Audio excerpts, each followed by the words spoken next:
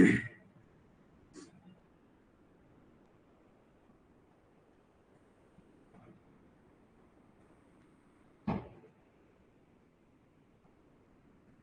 हिंद दोस्तों, मैं Vikas UGC NET second history paper faculty आप सभी का स्वागत करता हूँ फिलोकम।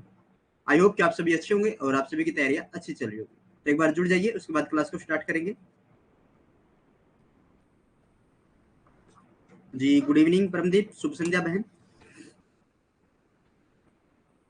शुभ संध्या।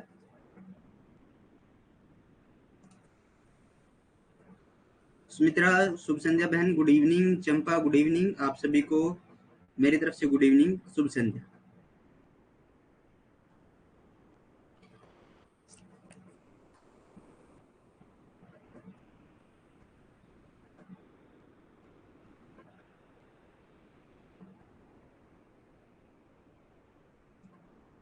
क्या सुमित्रा, चंपा क्या कह रहे?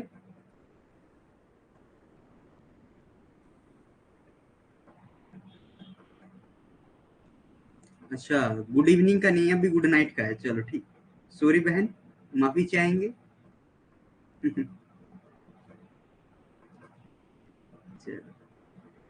तो जिस बच्चे ने अभी तक टेलीग्राम ग्रुप को ज्वाइन किया, इसको ज्वाइन कर लो, व्हाट्सएप ग्रुप को ज्वाइन कर लो, ताकि यूजीसी नेट के रिगार्डिंग जो भी न्यू अपडेट रहती है वो आपको मिलती रहे। इंस्टाग्राम पेज को फॉलो करना है, यहाँ पे शॉर्ट्स वीडियो डलती है जबकि पॉइंट टू पॉइंट इफेक्ट होती है। और आने वाले 1 नवंबर से हमारी क्लासेस शुरू हो जाएंगी, न्यू बैचेस स्टार्ट हो जाएंगे फिल्म के ऊपर। जो क्विक रिवीजन, जो क्रैश कोर्स है, वो स्टार्ट होने वाला है। रेखा, गुड इवनिंग।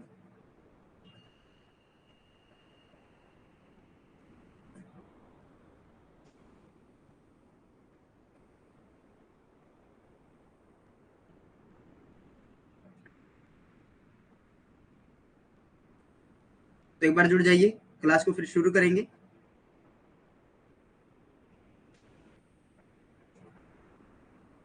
तो लगभग सभी आ चुके हैं, तो क्लास को स्टार्ट कर लेते हैं। एक बार कमेंट कर दीजिए, उसके बाद क्लास को शुरू करेंगे।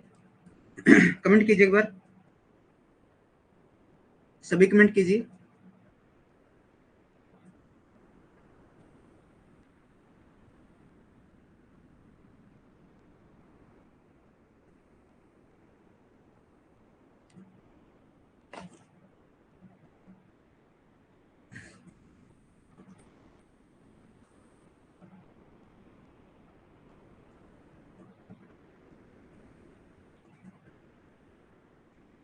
चलो, तो स्टार्ट करते हैं क्लास को। कांग्रेस से पूर्व की राजनीतिक संस्थाएं। तो आज हमारा जो टॉपिक रहेगा वो भारतीय राष्ट्रीय कांग्रेस रहेगा। इंडियन नेशनल कांग्रेस को आज हम रीड करेंगे। तो उससे पहले जो कुछ सोसाइटीज थी उनके बारे में रीड करते हैं। लैंड होल्डर्स सोसाइटी, कौन सी सोसाइटी भी? लैंड होल्डर्स सोसाइटी है। 1838 ईस्वी में कोलकाता में स्थापना की गई थी। संस्थापक थे द्वारिकानाथ टैगोर। उद्देश्य था जमींदारों के हितों के संरक्षण करना। Landholders Society 1838 AD was established in Kolkata. Founder Dwarkanath Tagore. Objective protection of the interests of the landlords. जमींदारों के हितों का संरक्षण करना। Bengal British India, Bengal British India society 1843 में इसकी स्थापना की गई थी। जॉर्ज थॉमसन इसके संस्थापक थे। प्यारी चंद्र मित्र इसके सचिव थे। इसके सचिव कौन थे? प्यारी चंद्र मित्र इसके सचिव थे। Bengal British Indian society establishment 1843। Founder George Thomson. Secretary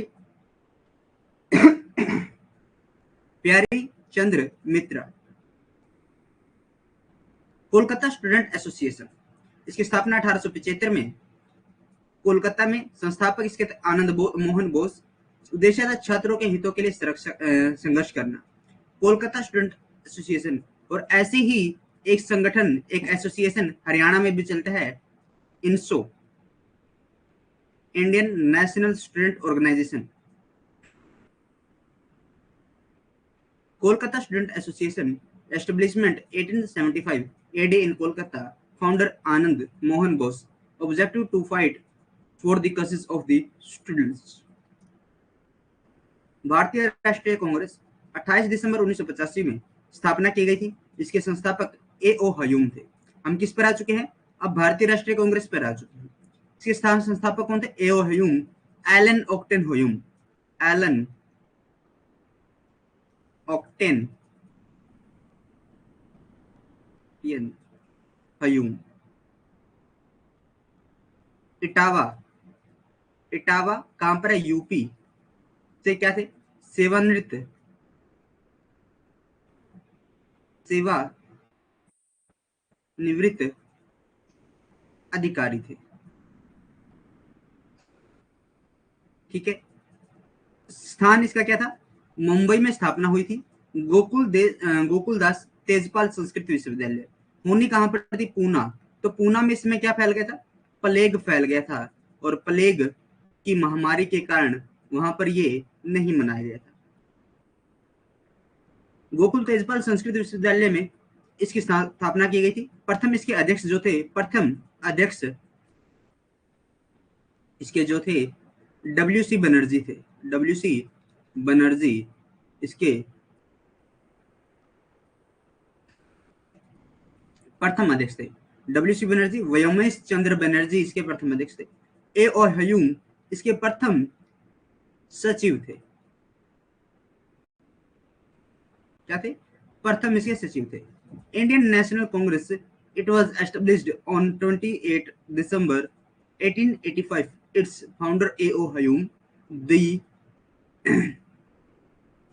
It was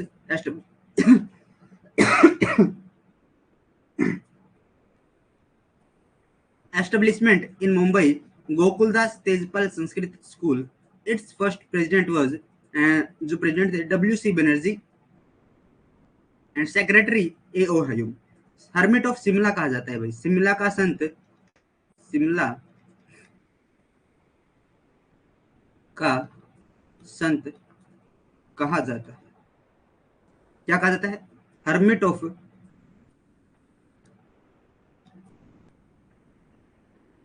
Shimla इन्हें कहा जाता है। क्या कहा जाता है? हर्मिट ऑफ शिमला इन्हें कहा जाता है।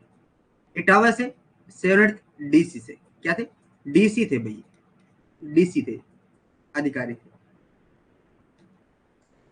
अब इसमें कुल कितने सदस्यों ने भाग लिया था? इसकी प्रथम बैठक जो हुई थी उसमें 72 सदस्यों ने भाग लिया था।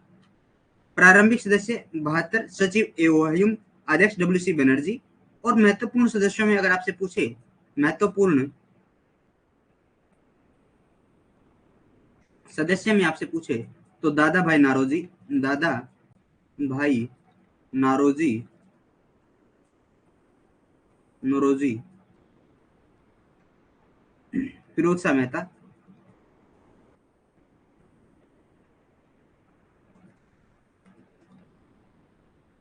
फिरोज शाह मेहता, दीनानाथ, एक मिनट, दीनानाथ नहीं, केटी, हाँ, केटी तेलंग,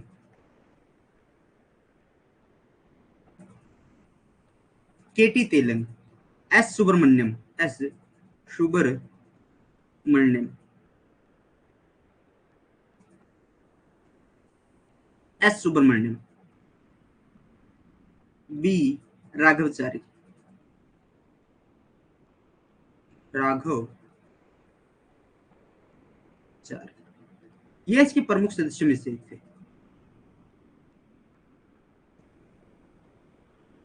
आगे चले, डफरिन ने कांग्रेस के बारे में क्या कहा है? लॉर्ड डफरिन ने क्या कहा है कि कांग्रेस सूक्ष्म अल्पसंख्यकों का, कुलीन वर्गों का प्रतिनिधित्व करने वाली संस्था के रूप में उपहास किया था कि ये या तो सूक्ष्म और अल्पसंख्यकों का क्या करती है? नेतृत्व करती है। Dufferin direct Congress as a body representing at tiny minority elite. WC Banerjee के अनुसार कांग्रेस वास्तव में डफरिन की देन है। डफरिन ने इसे क्या कहा है? इसे डफरिन की दिमाग की उपज कहा जाता है। सुरक्षा वॉल के रूप में इसकी स्थापना की गई। सुरक्षा वाल के रूप में, सुरक्षा कपाट के रूप में, हिंदी में कपाट मिलेगा और इंग्लिश में मिलेगा सेफ्टी वाल, सेफ्टी वाल के रूप में, वाल्व के रूप में इसकी स्थापना की गई थी। सेफ्टी वाल्व के रूप में इसकी स्थापना की गई थी। क्यों? क्योंकि जब 1857 का विद्रोह हुआ तो उस समय कोई ऐसा बड़ा संगठन नहीं था जो अपनी बात अंग्रेजों के सामने रख सके। तो अंग्रेजों ने क्या किया कि एक ऐसा संगठन बना के दे दो कि अपनी बातें विद्रोह ना करे और अपनी बातें अंग्रेज हमारे सामने रखे, अगर लायक होगी तो हम उनको मान लेंगे। मान लीजिए 30 मांगे उन्होंने भेजी कांग्रेस ने, और इसमें से 3 मांगे मान ली नाम मात्र की, जो नहीं जो जरूरी भी नहीं थी वो ज्यादा मान ली। तो इसलिए क्या हुआ, इनके अंदर विद्रोह नहीं हुआ। बारदोली सत्याग्रह जब हम पढ़ेंगे तो बारदोली सत्याग्रह के अंदर हुआ क्या, एक क्लास आपकी मैं लूंगा अलग से, जिसके अंदर गांधी जी को हम पढ़ेंगे, गांधी मास मूवमेंट। अब हमारे सिर्फ 2 टॉपिक बचते हैं, एक तो गांधी मास मूवमेंट हमारा बचता है ठीक है, और गांधी मास मूवमेंट के हम काफी हद तक कुछ चीजें कर चुके हैं, जैसे सविनय अवज्ञा आंदोलन में पढ़ लिया, सत्याग्रह हम कर चुके हैं, अगस्त क्रांति की जिसकी बात की जाती है 1942 के अंदर जो हुआ था 8 अगस्त 1942 को, उसके बारे में पढ़ चुके हैं। और चंपारण रहता है, चंपारण के बारे में हम कर चुके हैं, ठीक है, सविनय अवज्ञा आंदोलन हम कर चुके हैं, काफी चीजें हम पढ़ चुके हैं। लेकिन फिर भी मैं क्लास लेकर आऊंगा आपके लिए, इसके अंदर ऑल इंपॉर्टेंट टॉपिक्स मैं कराऊंगा मॉडर्न हिस्ट्री के। इसमें जो हैदराबाद के जो आंदोलन है वो, अवध के जो आंदोलन है वो, और उसके बाद गवर्नर जनरल और महात्मा गांधी से जुड़े अन्य तथ्य, ठीक है, तो उनमें हम चर्चा करेंगे कि बारदोली सत्याग्रह हुआ था, तो बारदोली सत्याग्रह में हुआ क्या क्या कुछ चीजें थी, खेड़ा सत्याग्रह हो गया, अलग अलग चीजें हम उसमें रीड करेंगे कि एक बार तो कर्ज को इतना बढ़ा दो कि लोग क्या करें, बगावत कर दे। फिर क्या करें, मान लीजिए आपके ऊपर किसी ने 100 रुपए का कर्ज लगा दिया, 100 रुपए का टैक्स लगा दिया, और आपने आंदोलन किया और उस टैक्स को 50% कर दिया, तो उसने कितना कम किया, 50, लेकिन क्या उसके कम होने पर आपकी जेब पर असर पड़ा, मात्र असर पड़ा। 50 तो फिर भी आपको देनी है ना, इतना ज्यादा तो टैक्स आप पे कर रहे हो, हालांकि नहीं करना चाहिए था। ऐसे ही हुआ था किसमें, एक आंदोलन के अंदर किसानों के ऊपर कर को ज्यादा बढ़ा दिया, लेकिन जब सरदार वल्लभ भाई पटेल के प्रयासों से उसे कम कर दिया गया,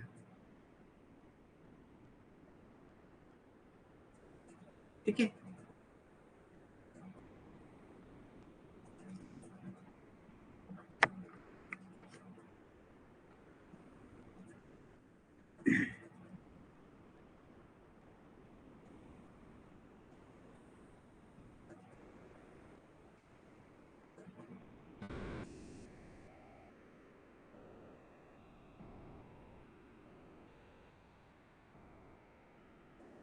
सर मेडिकल और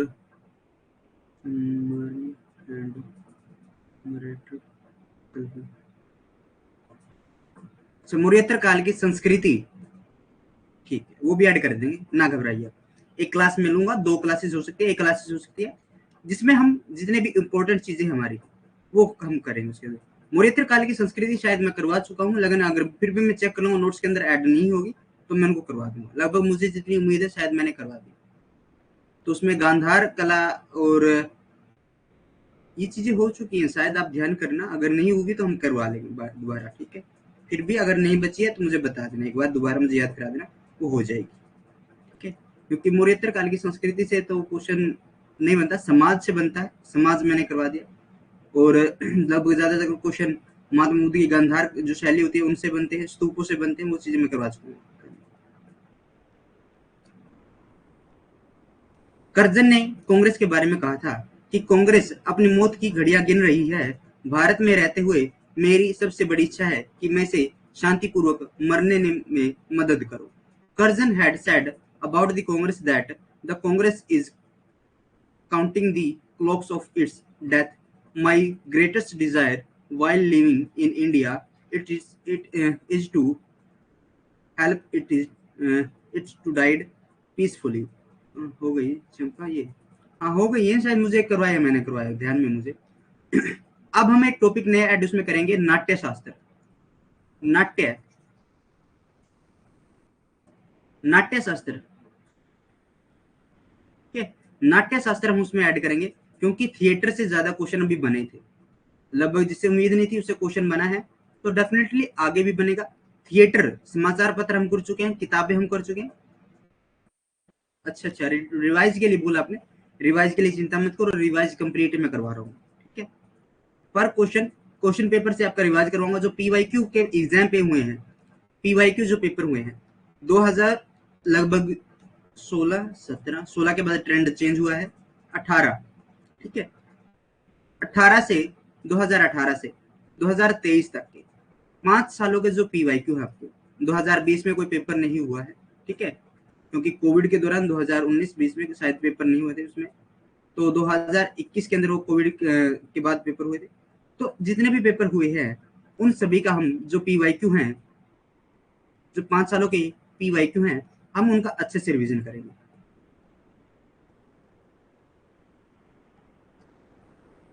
एक क्वेश्चन पेपर में 100 होते हैं, तो 2 बार पेपर कंडक्ट होता है, तो 5 दूनी 10, तो कितने हो गए? 1000 क्वेश्चन हमारे हो गए। तो हम सॉरी 5 दूनी 10, हाँ बिल्कुल ठीक है, 1000 क्वेश्चनों को हम अच्छे से रिवीजन करेंगे।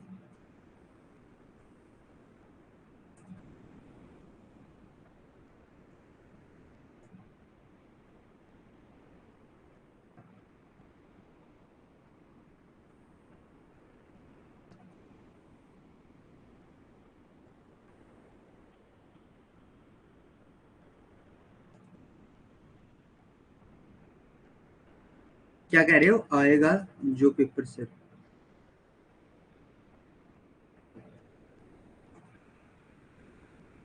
हाँ बिल्कुल आया ही होगा पेपर तो से बिल्कुल हुआ है वो, सितंबर के आसपास हुए थे जब मुझे कोविड था, सॉरी कोविड, जब मुझे डेंगू था, तो डेंगू के दौरान वो पेपर था, तो मैं उसमें ध्यान नहीं हुआ, क्योंकि कुछ सालों तक बीमारी के चलते इतना डिफिकल्ट रहा था, तो ठीक है। एक बार आप कमेंट कर दीजिए आपके पास कौन सी है एचएम का।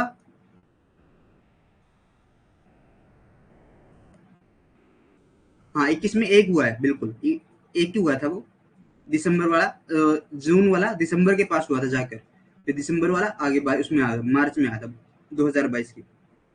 अच्छा दृष्टि, ठीक है, ठीक है, हाँ अच्छा है, रिवीजन के लिए अच्छी है बुक। क्वेश्चन बैंक सभी अच्छे होते हैं, आप कोई भी क्वेश्चन बैंक ले सकते हैं। अच्छा अच्छा ठीक, बहुत ओके। लाला लाजपत राय ने कांग्रेस के सम्मेलन को शिक्षित भारतीयों का राष्ट्रीय मेला कहा। क्या कहा है? लाला लाजपत राय ने कांग्रेस के सम्मेलन को भारतीयों, शिक्षित भारतीयों का राष्ट्रीय मेले की संज्ञा दी थी। अच्छा थ्योरी है, ठीक है कोई बात। लाला लाजपत राय, ठीक है, वो बुक अच्छी बुक है, और लगभग उसमें से नेट का क्वालिफाई हो जाता है, नेट के यूथ का, ठीक है बिल्कुल, हाँ गुड, अच्छी चॉइस आपने रखी है, उनके पास, आपके पास अच्छी चॉइसेस है, उसके हर किताबें अच्छी होती हैं, लेकिन हर पढ़ने वाले व्यक्ति का नजरिया अलग होता है, किसी को फैक्ट अच्छे लगते हैं, किसी को स्टोरी टाइप अच्छा लगता है। Lala Lajpat Rai termed the Congress conference as a national fair of educated Indians। R C Dutt, ऐसा क्यों कहा इन्होंने? क्योंकि जो कांग्रेस थी ना, जब ये इसका गठन हुआ, तो लगभग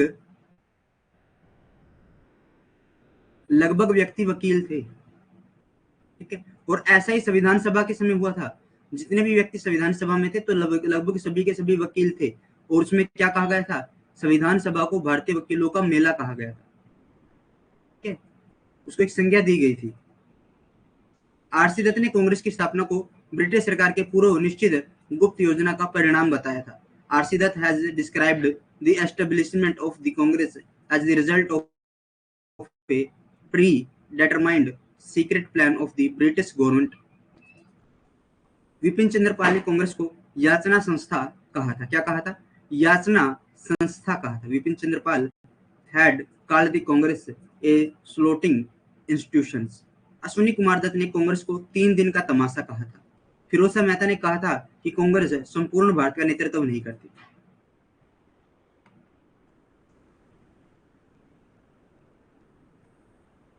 Firoz Shah Mehta had said that the Congress does not lead the whole of India। अब कांग्रेस का उद्देश्य है लोकतंत्र, राष्ट्रवादी आंदोलन चलाना, भारतीयों को राजनीतिक लक्ष्य से अवगत कराना तथा राजनीतिक शिक्षा देना, आंदोलन के लिए मुख्यालय की स्थापना करना, देश के विभिन्न भागों के राजनीतिक नेताओं तथा कार्यकर्ताओं के बीच मित्रता पूर्वक संबंध स्थापित करना, एक सामान्य आर्थिक तथा राजनीतिक कार्यक्रम हेतु देशवासियों को एकमत करना। To run the democratic Indianist movement, to make Indians aware of the political goal and to give political education to establish the educator of the government, to establish friendly relations between the political leaders and workers of different part of the country for a common economic and political programs, unity the countrymen। Congress का प्रथम अधिवेशन। कांग्रेस का प्रथम अधिवेशन 28 दिसंबर 1885 को होता है, जिसकी अध्यक्षता डब्ल्यू.सी. बनर्जी के द्वारा की गई थी। यह अधिवेशन मुंबई के गोकुलदास तेजपाल संस्कृत विश्वविद्यालय में हुआ था। इसमें 72 सदस्यों ने हिस्सा लिया था। इसमें सचिव जो थे, सचिव ए ओ हयूम थे। ए ओ हयूम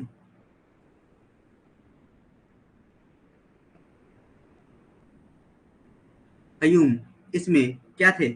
सचिव थे। फर्स्ट कांग्रेस क्या था? कांग्रेस का प्रथम अधिवेशन। The first session of the Congress was held on 28 December 1885 which was presided over by W.C. Banerjee. This session was held at Gokuldas Tejpal Sanskrit Vidyalaya, Mumbai, in which 72 members participated. दूसरा अधिवेशन 1886 में हुआ। कांग्रेस का दूसरा अधिवेशन हुआ था, जिसकी अध्यक्षता दादा भाई नौरोजी ने की थी। यह कोलकाता में हुआ था। दादा भाई नौरोजी ने प्रथम पारसी अध्यक्ष बने थे। क्या बने थे? प्रथम पारसी अध्यक्ष बने थे।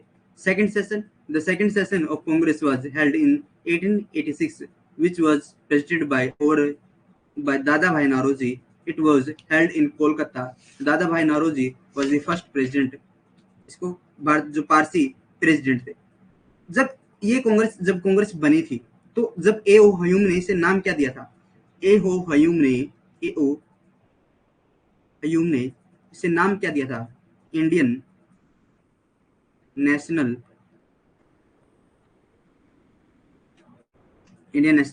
यूनियन, ये नाम दिया था। लेकिन दादा भाई नौरोजी ने इसे क्या नाम दिया? इंडियन। प्रथम बार मद्रास के अंदर हुआ था, और मद्रास के अंदर इसको क्या नाम दिया था? एक मिनट। प्रथम बार इसकी स्थापना की जो घोषणा थी, प्रथम बार स्थापना की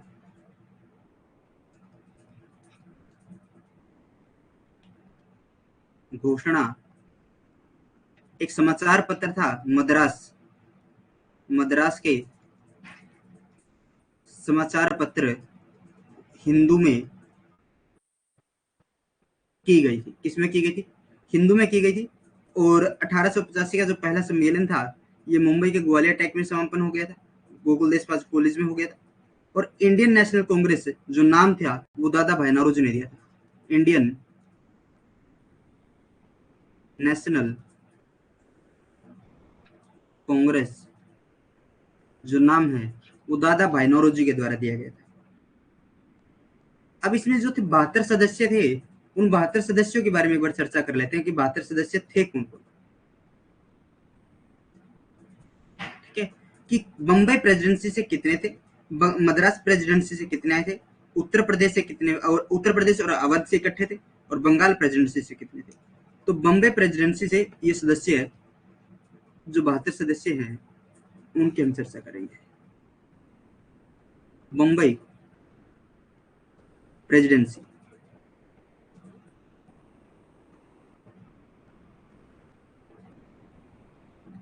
अड़तीस प्रतिनिधि थे। कितने? 38 प्रतिनिधि। बम्बई प्रेसिडेंसी, मद्रास प्रेसिडेंसी से 21 प्रतिनिधि थे। UP plus Awadh. ठीक है, यूपी प्रदेश अवध, उत्तर प्रदेश अवध के कितने सदस्य थे? 7 प्रतिनिधि थे। कितने प्रतिनिधि थे? 7 प्रतिनिधि थे। बंगाल प्रेसिडेंसी के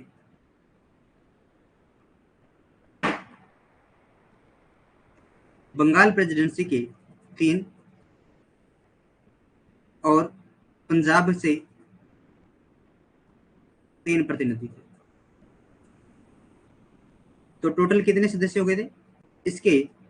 72 सदस्य हो गए थे। क्लियर है?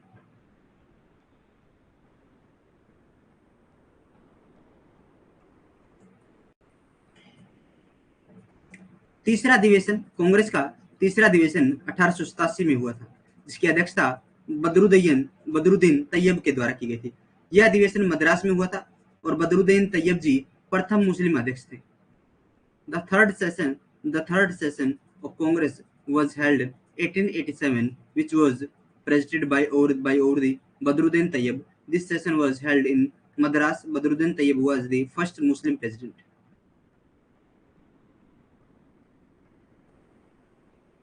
चौथा अधिवेशन कांग्रेस का चौथा अधिवेशन जॉर्ज यूले की अध्यक्षता में हुआ था 1888 में। यह अधिवेशन इलाहाबाद में हुआ था। कब हुआ था? 1888 में जॉर्ज यूले के नेतृत्व में किया था। यह अधिवेशन इलाहाबाद में हुआ था। जॉर्ज यूले कांग्रेस के प्रथम अंग्रेज अध्यक्ष थे। कितने अंग्रेज अध्यक्ष थे? प्रथम अंग्रेज अध्यक्ष थे और इसके 4 अंग्रेज अध्यक्ष बने हैं। कितने? 4 इसके अंग्रेज अध्यक्ष बने हैं।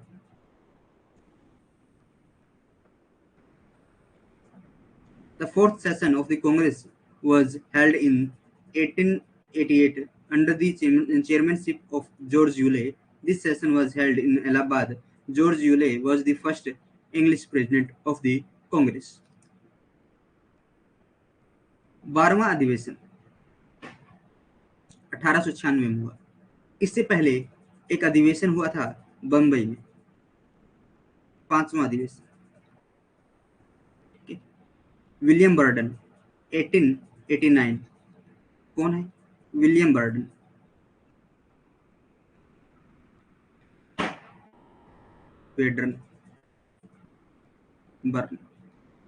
वेडर बर्न ये इसके अध्यक्ष थे।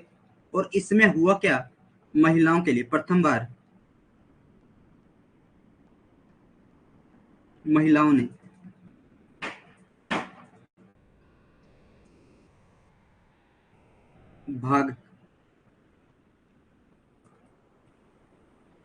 भाग लिया और लागत नीति में सुधार आया। लागत नीति में सुधार आया। ठीक है। तो 12वां अधिवेशन कब हुआ? 1896 में रहीमतुल्लाह की अध्यक्षता में हुआ था। यह आंदोलन कोलकाता में संपन्न हुआ। इसमें पहली बार वंदे मातरम गीत गाया गया था। दादा भाई नौरोजी के द्वारा धन के निष्कासन का सिद्धांत पेश किया गया था। The 12th session of Congress was held in 1896 under the chairmanship of the Rahimtullah. This movement was completed in Kolkata, in which Vande Mataram song was sung for the first time, and the principle of drain of wealth was introduced by दादा भाई Naoroji. Clear है? आगे चलते हैं। 21वां अधिवेशन देखो, मैं वैसे तो करवाने के लिए 1 से लेकर 1950 तक जितने भी अधिवेशन हुए मैं सभी करा सकता हूँ, लेकिन जो इम्पोर्टेंट है जैसे महिलाओं के अंदर था वो मैंने 1889 के अंदर हुआ। विलियम वेडर बर्बन उसके वो थे अध्यक्ष थे। तो वेडर बर्बन उसके अध्यक्ष थे, तो मैंने करवा दिया। जैसे आगे इतने इम्पोर्टेंट अगर मुझे लगेगा तो मैं उसको करवा दूँ, क्योंकि महिलाओं से लेकर जो भी कुप्रथाओं से लेकर अगर कोई सुझाव होगा तो मैं इसके अंदर आपको जरूर बताऊंगा। 21वां अधिवेशन हुआ था कांग्रेस का। 21वां अधिवेशन 1905 में हुआ, जिसकी अध्यक्षता गोपाल कृष्ण गोखले जी के द्वारा की गई थी। इस अधिवेशन में पहली बार स्वदेशी की मांग उठाई गई थी। बंग की निंदा की गई थी। बंग यानी बंगाल का विभाजन जो था उसकी निंदा की गई थी। लाला लाजपत राय ने प्रथम सत्याग्रह को अपनाने का सुझाव दिया। 21st session of the Congress was held in 1905, which was presided over by the Gopal Krishna Gokhale, in which the demand of Swadeshi was raised for the first time. Bang was condemned. Lala Lajpat Rai suggested adopting the first सत्याग्रह।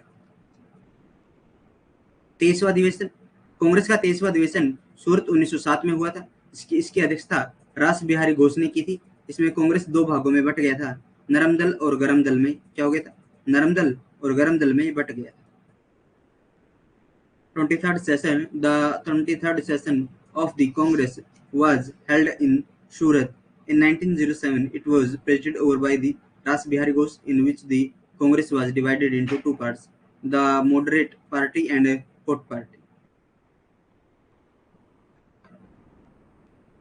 दादा भाई नौरोजी, उमेश चंद्र बनर्जी, फिरोज शाह मेहता आदि नेताओं के हृदय में British शासन के प्रति कृतज्ञता की भावना थी.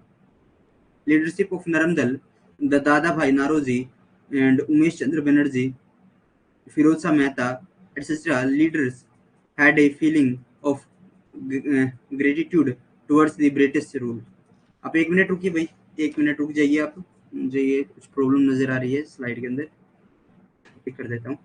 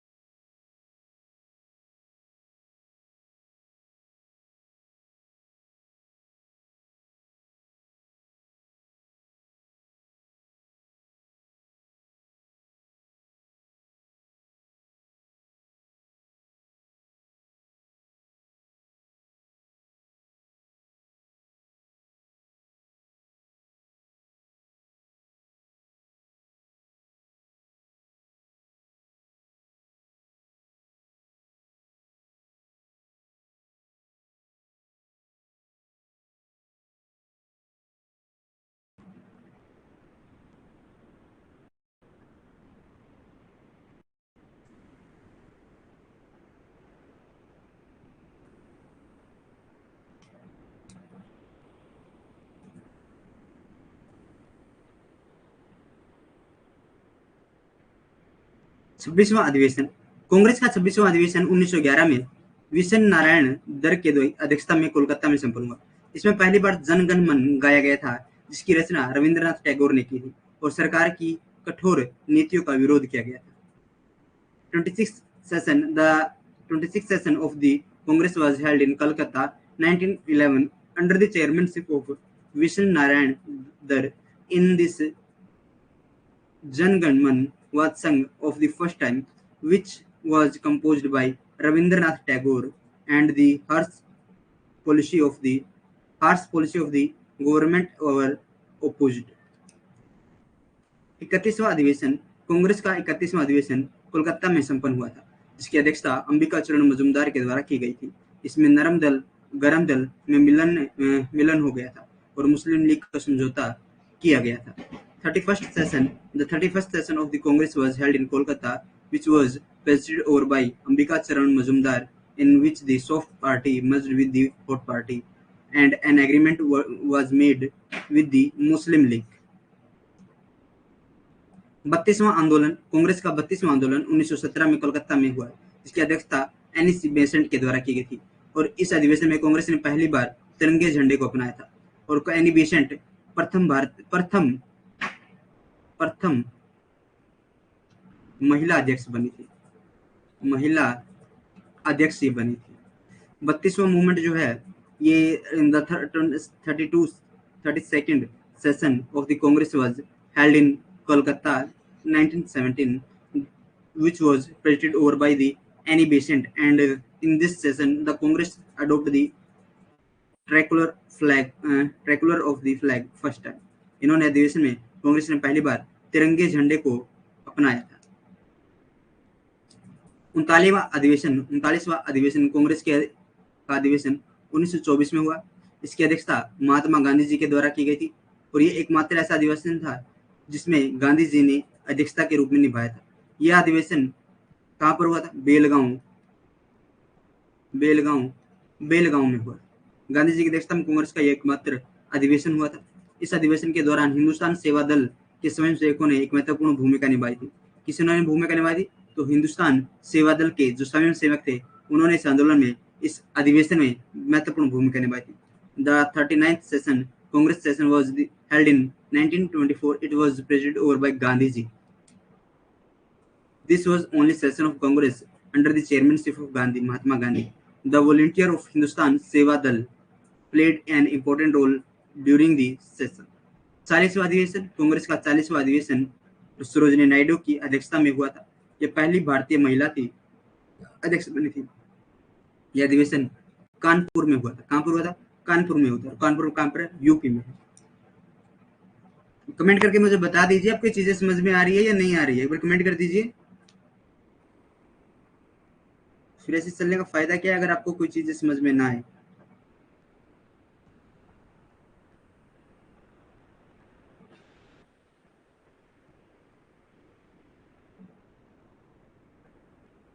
समझ में तो आ रही है ना? देखो भाई, 40वां अधिवेशन, 24th अधिवेशन हम कर चुके हैं। कांग्रेस का कहां पर हेल्ड हुआ है? इसकी जो चेयरमैनशिप थी, जो चेयरमैन थे इसके, चेयरपर्सन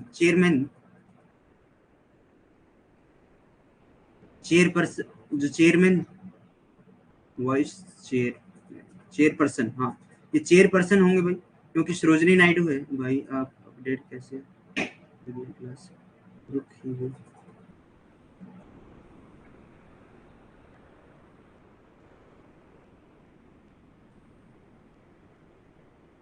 बिल्कुल। अच्छा, जो बीच में रुकी है, बीच में ऐप अपडेट हो जाएगी परमदीप, आप घबराइए मत। अगर क्लास बीच में रुकी है तो थोड़ा सा इसको चेक कर लीजिए, अपडेट कर लीजिए आप ऐप को। प्ले स्टोर के अंदर आप जाओगे तो ऐप को अपडेट का ऑप्शन मिल जाएगा। प्ले स्टोर और जर्नल स्टोर में थोड़ा सा अंतर है। प्ले स्टोर अब मैंडेटरी हो चुका है। जर्नल स्टोर के लिए हम एक दिन के लिए रुक सकते हैं, लेकिन प्ले स्टोर से हम नहीं रुक सकते। प्ले स्टोर ऐसी एक व्यवस्था हो चुकी है जिसमें जाए बिना हम नहीं रह सकते। हाँ बिल्कुल, फर्स्ट इंडियन था, इसने लीड किया था। अधिवेशन में हिंदी को राष्ट्रभाषा के रूप में प्रयोग किया गया था। विजय विश्व तिरंगा प्यारा का गान किया गया था। क्या किया गया था? विजय विश्व तिरंगा जो प्यारा का गान किया गया था। 44वां अधिवेशन, 44वां अधिवेशन कांग्रेस के 1929 में पंडित जवाहरलाल नेहरू की अध्यक्षता में किया गया था। कहां पर हुआ? लाहौर में। इस आंदोलन में पूर्ण स्वराज की मांग उठाई गई थी और इसी में कहा गया था कि आने वाले 26 जनवरी 1930 को हम स्वतंत्रता दिवस मनाएंगे। सांकेतिक सांकेतिक स्वतंत्रता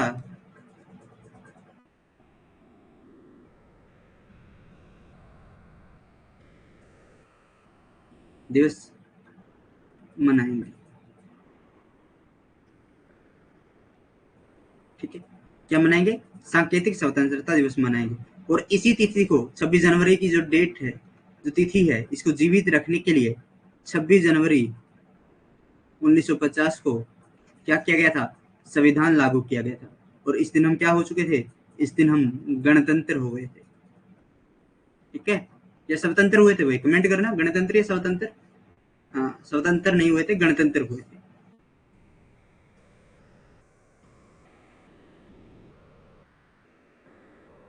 forty fourth session of the Congress was held in Lahore in 1999 under the chairmanship of Pandit Jawaharlal Nehru.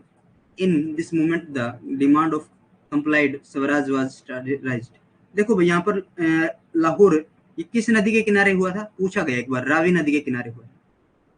Ravi नदी के किनारे हुआ। कहाँ पर हुआ था? रावी नदी के किनारे हुआ। ठीक है। 45वां अधिवेशन, 45वां अधिवेशन 1931 में हुआ था, जिसकी अध्यक्षता सरदार वल्लभ भाई पटेल के द्वारा की गई थी। इसमें कांग्रेस ने घोषणा पत्र में मौलिक अधिकारों की मांग उठाई थी। और मौलिक अधिकार हमने अमेरिका से लिए हैं। कहां से लिए? अमेरिका से हमने मौलिक अधिकार लिए। मौलिक कर्तव्य कहां से लिए हैं? रूस से लिए। ठीक है, कितने हैं मौलिक कर्तव्य? पहले 10 थे, अब 11 हो चुके हैं।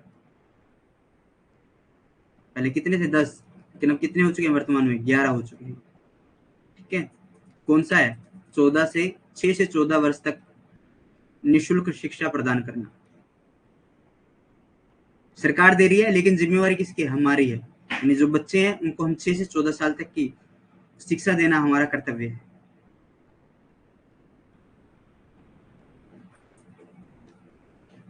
The 45th session of the Congress was held in the 1931, which was the parents का, बिल्कुल पेरेंट्स का है, हमारी जिम्मेदारी है। ओवर बाय दी, ये 86वां संविधान संशोधन हुआ था 2002 के अंदर, 2002 में हुआ शायद, देख लेना, डेट चेक कर लेना भाई, 2002 है, ये 86वां संविधान संशोधन है।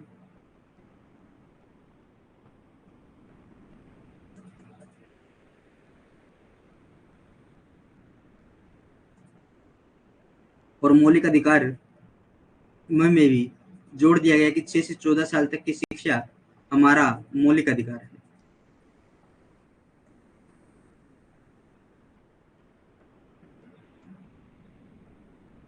अमेरिका में यूएसए, हम क्या बोलते हैं, यूएसए बोलते हैं अमेरिका को। तो इसमें कितने अक्षर है, 3। तो मौलिक अधिकार किस भाग में है, भाग 3 में है, संविधान के भाग 3 में मौलिक अधिकार है, आर्टिकल 21A, बिल्कुल।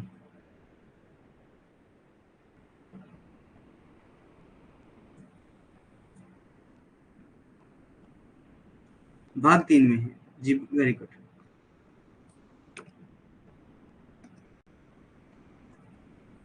सैतालीसवां अधिवेशन, कांग्रेस का 47वां अधिवेशन 1933 में श्रीमती नेली सेनगुप्ता की अध्यक्षता में कलकत्ता में हुआ था। कहाँ पूरा था, श्रीमती नेली सेनगुप्ता की अध्यक्षता में हुआ। 47th session, the 47th session of the Congress was held in Kolkata in 1933 under the presidency of Mrs. नेली सेन गुप्ता। 50वां अधिवेशन, कांग्रेस का 50वां अधिवेशन 1937 में फैजपुर में हुआ था, जिसकी अध्यक्षता पंडित जवाहरलाल नेहरू के द्वारा की गई थी। कांग्रेस का एकमात्र ऐसा अधिवेशन जो गांव में हुआ था। पूर्ण रूप से अगर कोई गांव में हुआ था तो वो फैजपुर है, और एक बेलगांव।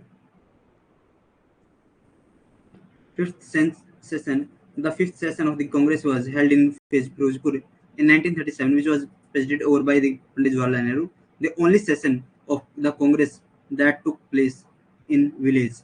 देखो वो बेलगांव है, बेलगांव जगह का नाम है, गांव का नाम नहीं है। कहीं पीछे गांव लगा देख जाए और आपको, प्रॉपर गांव के अंदर नहीं हुआ था ये। प्रॉपर गांव के अंदर कोई अगर जो अधिवेशन हुआ था कांग्रेस का, वो 1937 के अंदर फैजपुर के अंदर हुआ था। ठीक है, ये बात आपको ध्यान में रखनी। 51वां अधिवेशन, कांग्रेस का 51वां अधिवेशन 1938 में हीरापुर में हुआ था। कहां पर हुआ था भाई, हीरापुर में हुआ था, जिसकी अध्यक्षता नेताजी सुभाष चंद्र बोस जी के द्वारा की गई थी। इसमें भारतीय स्वतंत्रता में रजवाड़ों की स्वतंत्रता का समावेश संबंधी प्रस्ताव पारित किया गया था। 51st session, the 51st session of the Congress was held in Haripura in 1938, which was presided over by the Netaji Subhash Chandra Bose, in which a resolution regarding the inclusion of the independence of the princely state in India, independence was passed। 42वां संविधान संशोधन, बिल्कुल कांग्रेस का 42वां बोल दिया मैंने, 52वां अधिवेशन, कांग्रेस का 52वां अधिवेशन 1939 में त्रिपुरी, कहां पर हुआ था, त्रिपुरी में हुआ, जिसकी अध्यक्षता नेताजी सुभाष चंद्र बोस के द्वारा की गई।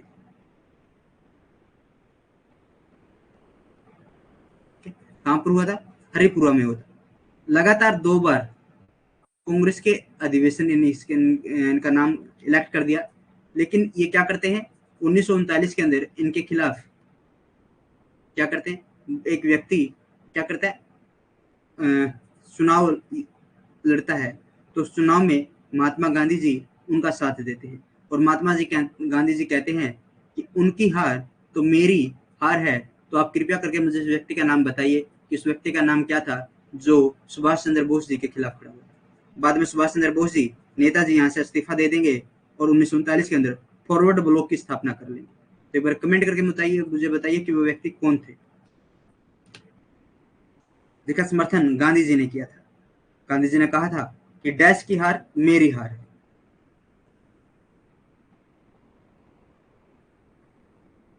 कमेंट कीजिए एक बार।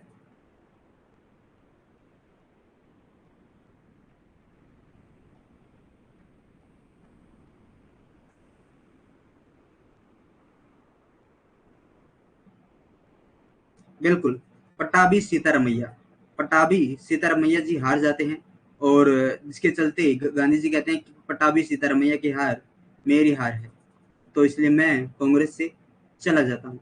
लेकिन सुभाष चंद्र बोस जी ने क्या कहा, कहा कि गांधी जी आप रुकिए, आपको देश को आपकी जरूरत है, हम इससे इस्तीफा देते हैं। तो उन्होंने इस्तीफा दे दिया था और अपनी एक नई पार्टी फॉरवर्ड ब्लॉक की स्थापना करने की। 53वां संविधान अधिवेशन, कांग्रेस का 53वां अधिवेशन 1940 में हुआ था। अबुल कलाम आजाद के द्वारा इसकी अध्यक्षता की गई थी। अबुल कलाम आजाद इसके सबसे युवा अध्यक्षों में से एक थे। कौन थे भाई? सबसे युवा अध्यक्ष थे। 53rd session Congress session was held in 1940 it was presided over by the Abul Kalam Azad। 54वां अधिवेशन 1946 में हुआ, इसकी अध्यक्षता जे.बी. कृपलानी के द्वारा की गई थी। यह मेरठ में संपन्न हुआ था। The 54th session was held in 1946 which was presided over by J.B. Kriplani। It was completed in Meerut. कहाँ पर ये कंप्लीट हुआ था? मेरठ में। तो अब एक चीज लिखो, एक अधिवेशन है, कौन सा अधिवेशन है भाई? एक अधिवेशन है 1912 का। 1912 का अधिवेशन है 27वां। इसकी अध्यक्षता की थी आर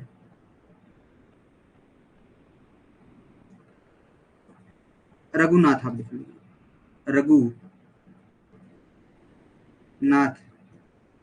नरसिंह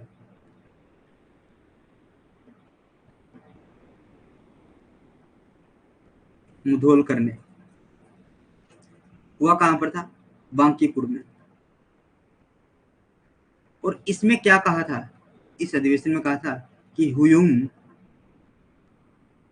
हयूम को कांग्रेस का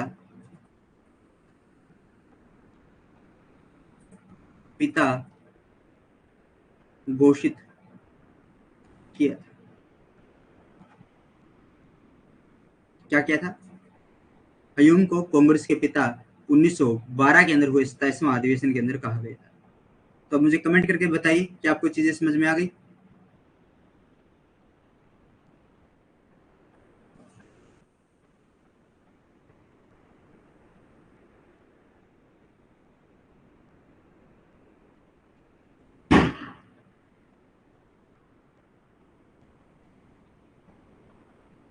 तो अब भारतीय राष्ट्रीय कांग्रेस के कुछ हाँ, विशेष अधिवेशन जो है, कुछ क्या है? विशेष अधिवेशन है। पहला विशेष अधिवेशन 1918 में हुआ था। कहां पर हुआ था? मैं इसके अध्यक्ष लिखूंगा, देखो, सन, अध्यक्ष, स्थान, उपलब्धि,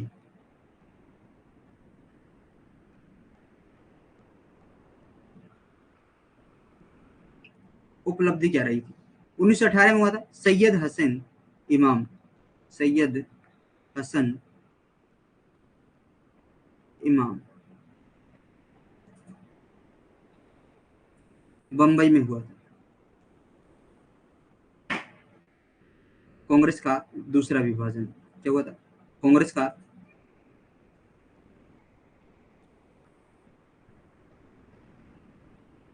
दूसरा विभाजन हुआ। कांग्रेस का पहला विभाजन 1907 में हुआ और दूसरा विभाजन 1918 में हुआ। फिर हुआ 1920 में। एग्जैक्ट डेट 4 सितंबर। अध्यक्षता लाला लाजपत राय।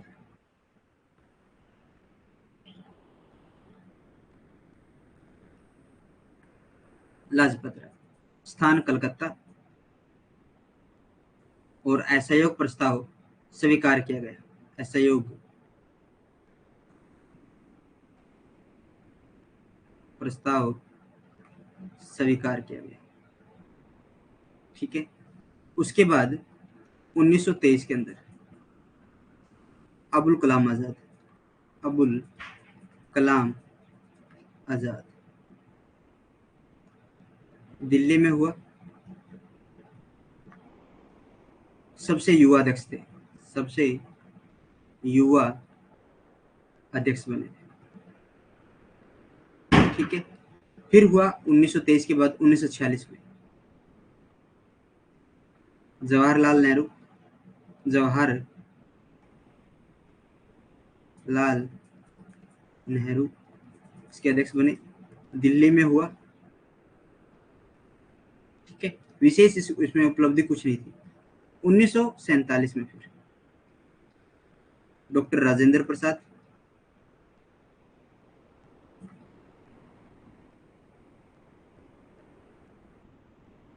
दिल्ली में हुआ। कहां पर हुआ था? दिल्ली में। क्लियर है? कमेंट करके बताइए मुझे एक बार, आपको ये चीजें समझ में आ गई?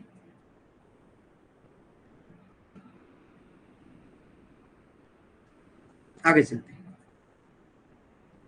अब भारतीय राष्ट्रीय कांग्रेस जो आंदोलन हम कर रहे थे, उनमें हमने एक टॉपिक छोड़ा, एक पार्ट हमने छोड़ दिया था, जो मैंने कहा था कि आपका कांग्रेस के साथ जब मैंने कांग्रेस से आपकी शुरू करवाऊंगा, तब उसके साथ कांग्रेस के साथ उसको करेंगे।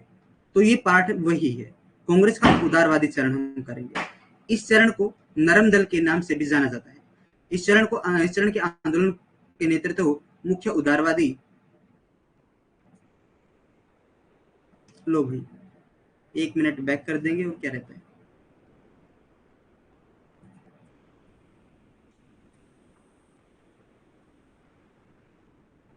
क्लियर है?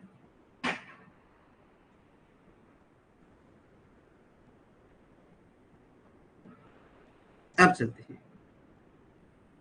नरम दल के जितने भी नेता थे वो सब उदारवादी थे, जैसे दादा भाई नारोजी, फिरोज शाह मेहता, आरसी दत्त, बदरुद्दीन तैयब जी, गोपाल कृष्ण गोखले, डब्ल्यू सी बनर्जी इत्यादि। This phase is also known as the Naram Dal. The leadership of the movement of this phase was the hands of the main liberal leaders among the Dadabhai Naroji, Firoz Shah Mehta, R.C. Dutt, Badruddin Tayyibji, Gopal Krishna Gokhale, W.C. Banerjee, etc. उदारवादी नेताओं के न्यायप्रियता में घोर आस्था थी। इसमें कांग्रेस में मध्यवर्गीय बुद्धिजीवी, जिनमें डॉक्टर, वकील, इंजीनियर, पत्रकार आदि व्यक्ति शामिल थे। Moderate leader had great faith in justice, and this time the middle class includes in the Congress include doctors, lawyer, engineer, journalist. उदारवादी नेताओं ने अपनी मांग को मनवाने के लिए उद्देश्य से विदेशों में भी अपनी संस्थाएं स्थापित की थी। 1887 में दादा भाई नारोजी ने लंदन में भारतीय सुधार समिति, 1888 में विलियम डिग्बी की अध्यक्षता में ब्रिटिश इंडियन नेशनल कांग्रेस की स्थापना की गई थी। Liberal leaders also established their organization aboard for the purpose of the pursuing their demands. In 1837, Dada Bhai Naroji in London, Indian Reforms Community is in adequate, and 1880, the British Indian National Congress was established under the chairmanship of William Digby. Congress के प्रति सरकार का दृष्टिकोण। आरंभिक दिनों में कांग्रेस के प्रति सरकार का दृष्टिकोण तटस्थ नजर आया, परंतु 1887 में कांग्रेस के मद्रास अधिवेशन के बाद सरकार का रुख कठोर हो गया था। 1888 में डफरिन ने एक भाषण में कांग्रेस को थोड़ी सी जनता का प्रतिनिधित्व करने वाली संस्था बताया था। सर सैयद अहमद खान और राजा रवि प्रसाद को कांग्रेस के विरुद्ध में भारतीय देश भक्त मंडल की स्थापना करने के लिए प्रेरित किया था।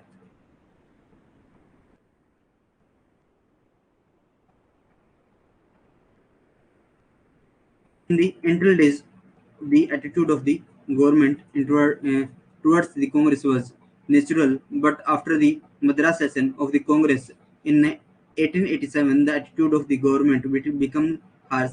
Sir Ahmad Khan and Raja Ravi Prasad were inspired to establish the Bharatiya Deshbhakt Mandal in opposition by the Congress to the Congress. Congress के ओपोजिशन में इस मंडल की स्थापना करने की बात इन्होंने कही। सबसे पहले 1861 में भारत परिषद अधिनियम द्वारा इस दिशा में कुछ कदम उठाए गए थे। अधिनियम द्वारा केंद्रीय विधान परिषद का विस्तार किया गया। इसमें गवर्नर जनरल और उसके काउंसिल के सदस्यों का अलावा 6 से 12 तक अन्य सदस्यों की व्यवस्था की जाए। इस प्रकार 1861 के एक्ट ने ब्रिटिश भारत में केंद्रीय स्तर पर एक छोटी सी विधानसभा को जन्म दे दिया था।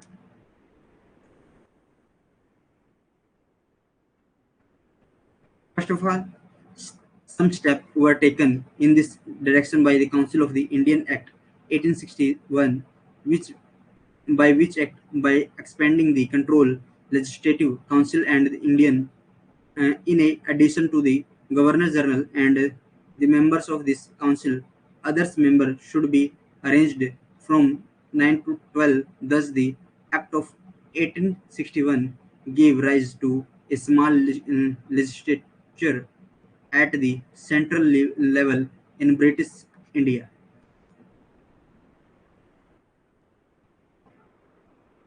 तो आपका मॉडर्न का एक और टॉपिक कंप्लीट हो चुका है।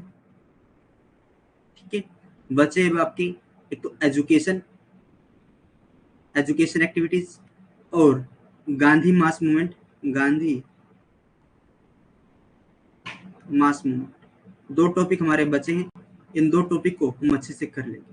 तो एक बार मुझे कमेंट करके बताइए आपको क्लास कैसी लगी, उसके बाद क्लास को समाप्त करेंगे।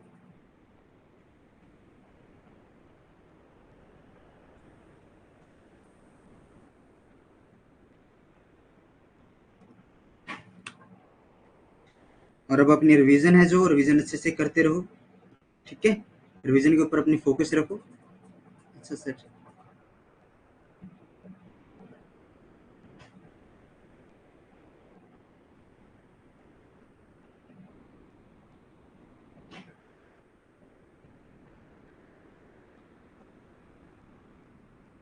Thank you Paramdeep, wonder class, nice class sir, thank you Paramdeep बहन।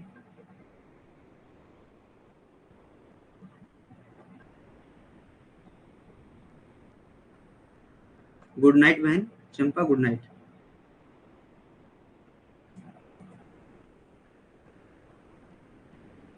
राम राम भाई, परमदीप का जो लड़का है राम राम बोल रहा है, तो राम राम छोटे भाई।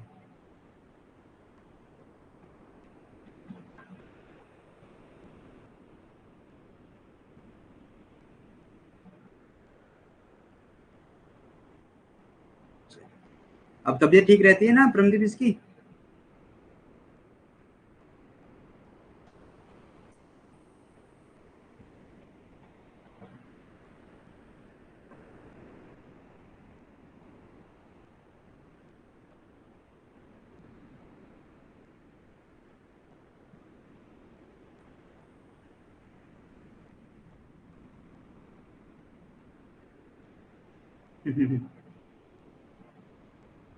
चलो अच्छी बात है भाई,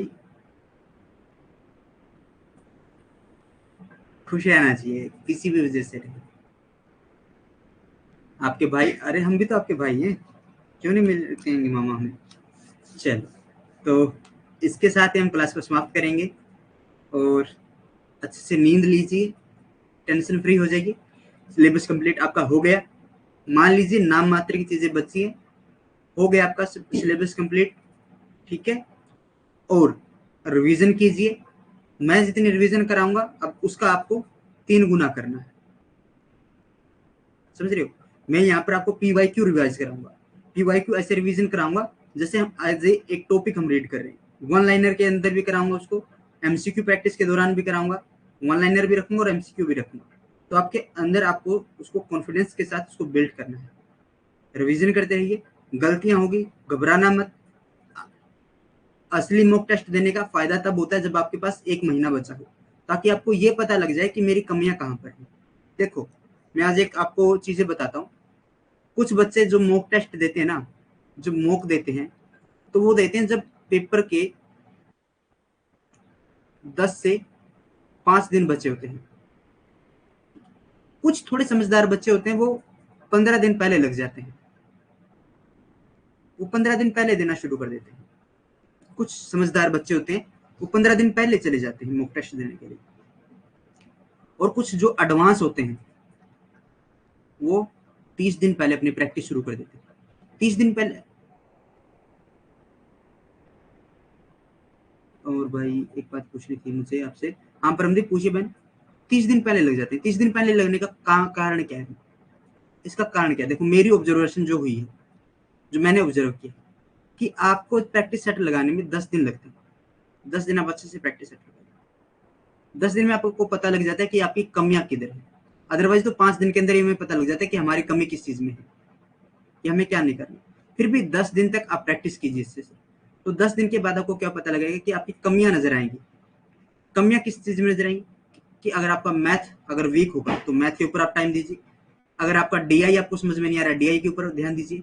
अगर आपको जितनी भी हायर एजुकेशन के अंदर प्रॉब्लम आ रही है उसके ऊपर ध्यान दीजिए। सोशोलॉजिस्ट के अंदर प्रॉब्लम आ रही है जो, या फिर किसी की थ्योरी समझ में नहीं आ रही है, उसके ऊपर ध्यान दीजिए। फिर अगर आपके पास इंडियन हिस्ट्री आपको समझ में नहीं आ रही, मान लीजिए मॉडर्न के अंदर कोई पार्ट आपका कंट्रोल उसके ऊपर नहीं बन पाया, तो आप मॉडर्न के ऊपर अच्छे से फोकस कीजिए। समझ रहे हो? क्वेश्चन पेपर ज्यादा हार्ड नहीं आएगा, आसान आएगा, आप में विश्वास रखिए। बस मुश्किल तब होता है जब हमें वो आता नहीं।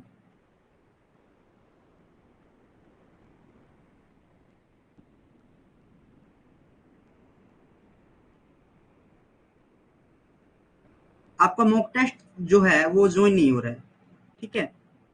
वो ज्वाइन होगा, एक दिन हुआ था ना, एक ही दिन हुआ था, ठीक है? वो ऐड हो गया था मुझसे गलती से, तो इसलिए आपसे वो ज्वाइन हो गया था। वो चलेगा 1 तारीख को, जो मॉक टेस्ट आपने लिए हैं, ठीक है? आप एक बार मुझसे दोबारा सर से बात कर लेना। आप शायद किसी दूसरी चीज के बारे में बात कर रहे हैं, ध्यान नहीं दिया था। मॉक टेस्ट ज्वाइन नहीं हो रहा था, चलो। हाँ, आप दूसरी चीज के बारे में बात करें तो आप एक बार सर से कंफर्म कर लेना। मुझे लगा जो अभी जो बैचेस स्टार्ट होने वाले हैं क्रैश कोर्स के, उसके अंदर भी मॉक टेस्ट है, ठीक है? तो आप सर से बात कर लेने के बाद प्रेमदीप बहन कि वो क्यों नहीं ज्वाइन हुआ, वो टेक्निकल टीम आपसे बात कर लेगी। फिर भी बात ना हो तो आपने मुझे बता दिया है, मैं खुद उनसे बात कर लूंगा।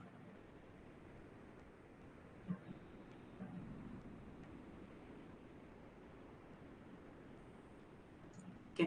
हाँ, आप मॉक टेस्ट की बात करें तो उसको लिंक जो आया उससे ज्वाइन करते रहो। अगर नहीं हो पा रहा है तो आप टेक्निकल टीम से बात कर लेने के बाद। तो इसी के साथ हम इस क्लास को समाप्त करते हैं। फिर मिलेंगे एक नए अध्याय के साथ, कुछ नए तथ्यों के साथ। तब तक के लिए जय हिंद, जय भारत।